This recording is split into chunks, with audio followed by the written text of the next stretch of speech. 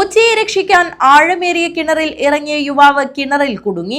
പൂച്ചയെ രക്ഷിച്ച ശേഷം കയറിൽ നിന്നും പിടിവിട്ട് കിണറിൽ വീണ യുവാവിന് രക്ഷകരായി ഫയർഫോഴ്സ് എത്തി. പെരിയ ബസാർ വില്ലാരംപതിയിലാണ് സംഭവം. വില്ലാരംപതിയിലെ കുഞ്ഞികൃഷ്ണന്റെ മകൻ മിഥുനാണ് കിണറിൽ അകപ്പെട്ടത്.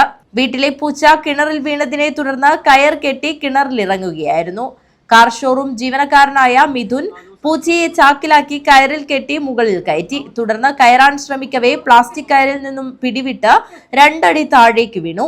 പിന്നീട് കയറാൻ കഴിയാതെ വന്നു. ഇതോടെയാണ് ഫയർഫോഴ്സിനെ വിളിച്ചത്.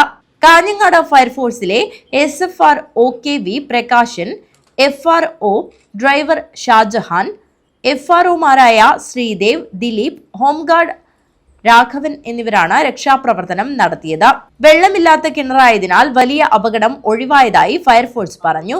വലിയ താഴ്ചയുള്ള ഇത്തരം കിണറുകളിൽ സുരക്ഷാ ക്രമീകരണമില്ലാതെ ഇറങ്ങാൻ പാടില്ലെന്നും അപകടമുണ്ടാക്കുമെന്നും ഫയർഫോഴ്സ് ഉദ്യോഗസ്ഥർ മുന്നറിയിപ്പ് നൽകി. News bureau, Periya.